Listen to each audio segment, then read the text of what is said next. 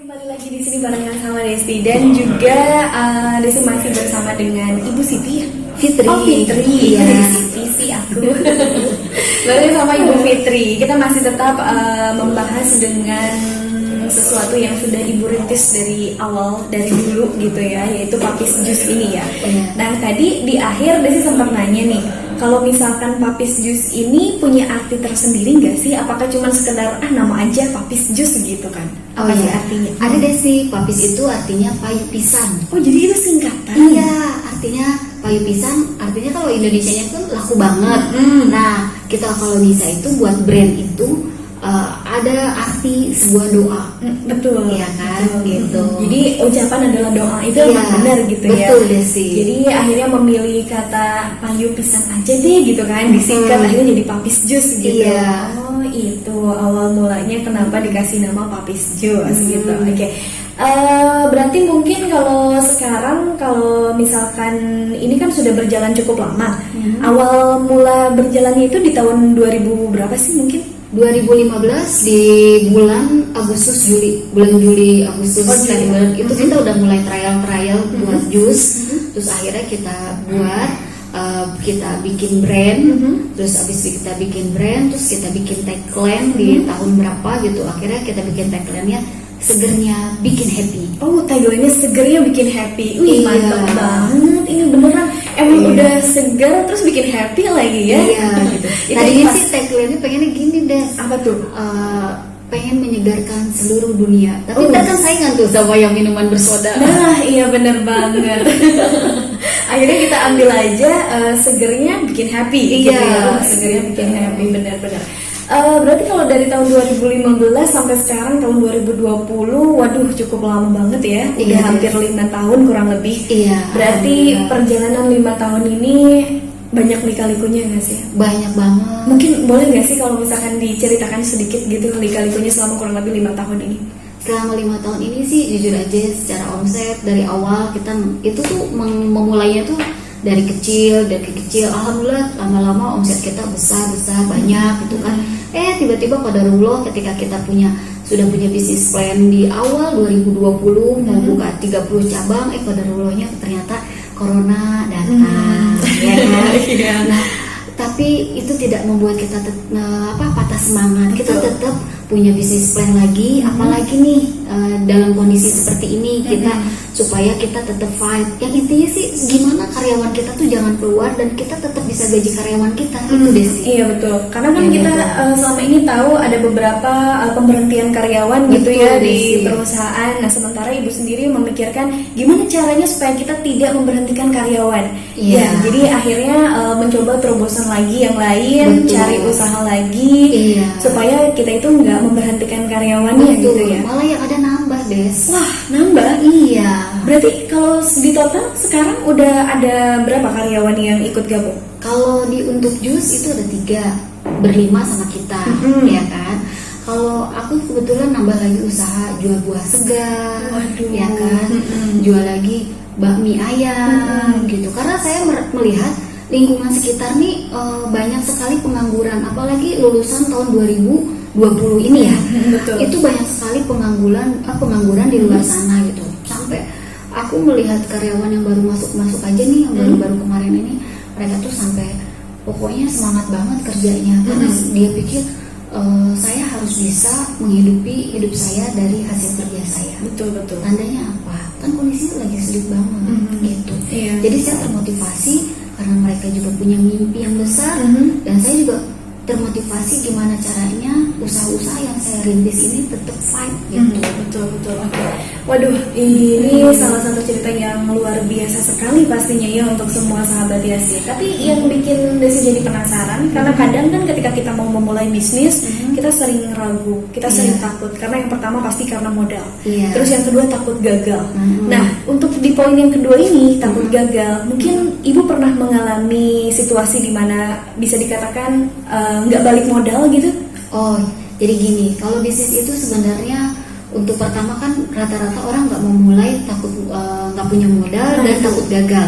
Itu sebenarnya cuma mindset. Oke. Coba kalau kita rubah mindset kita, kalau kita bakalan jadi orang sukses lewat bisnis yang kita kerjakan. Oke, jadi ibaratnya mungkin bukan berarti bisa nggak bisa ya, Iya. tapi mau apa Apa enggak enggak, gitu ya. gitu. Oh, oke. Dan ketika ibu bangkit kembali di situasi itu, tujuan atau mungkin punya moto tersendiri dalam bisnis ini?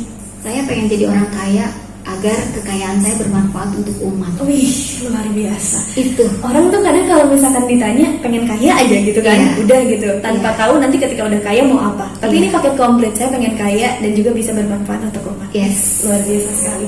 Benar-benar sahabat Desi ini menjadi salah satu motivasi juga untuk Desi ketika mungkin ingin memulai entah itu bisnis ataupun juga apapun itu ya Bu ya. Itu bisa tentunya menjadi sesuatu dorongan dalam diri kita sendiri. Iya. Nah, mungkin terakhir supaya semua sahabat Desi yang sekarang mendengarkan juga tahu gimana sih kalau misalkan mau mengkonsumsi atau mau beli Papis Juice ini. Ya, kebetulan kalau untuk saat ini Papis Juice itu kan lokasinya ada di Sawangan Depok. Kita menjualnya di Tokopedia, di GoFood dan di GrabFood. Kebetulan kalau Tokopedia itu bisa menjangkau kurang lebih sampai ke Jakarta 30 km. Tapi untuk daerah Sukabumi kebetulan nih kita belum ada nih. Belum ada cabangnya. Belum ada cabangnya. Insya Allah sih mudah-mudahan setelah COVID tahun 2001 kita udah punya plan untuk buka di Sukabumi. Makanya kita lagi survei juga. Oh, sekarang jadi sekalian survei di sini tuh. Cari-cari peluang mana sih tempat yang cocok gitu deh. Gitu sebenarnya. Berarti masih bukan tahap apa ya? Penjualan online, masih online. Iya, masih Berbasis online. Iya. Di mana tuh kalau misalkan Desi pengen beli nih? Kebetulan kita lagi ada masih di Sawangan.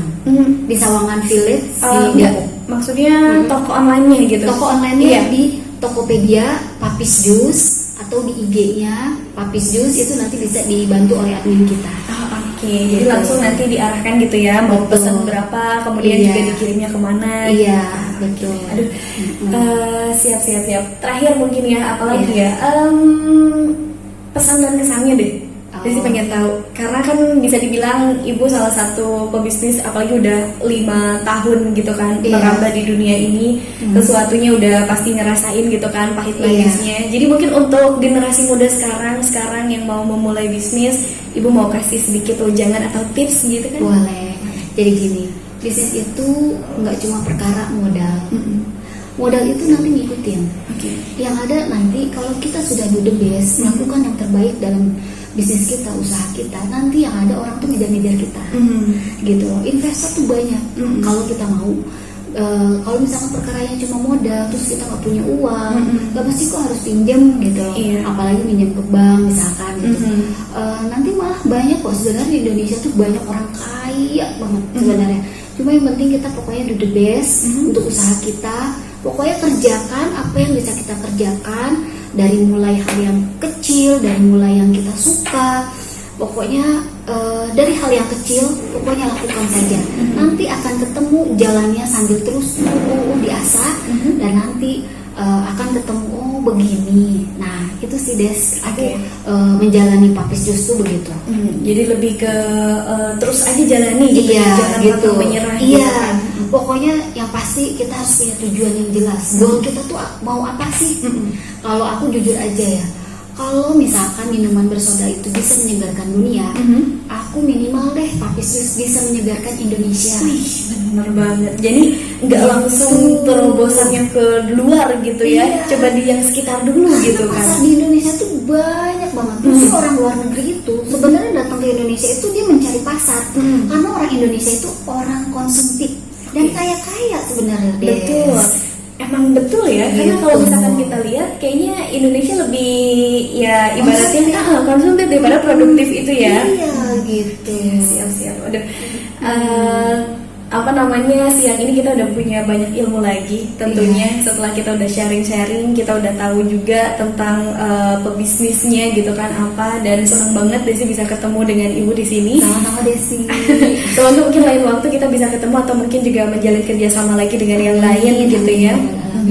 Dan sekarang mungkin ibu akan lanjut survei ke tempat baru di Sukabumi. Kebetulan saya mau silaturahmi sama teman alumni juga. Oh gitu. Iya. Oke, siap. Terima kasih ibu sudah Sama-sama. menyempatkan hadir datang ke sini. Sama-sama.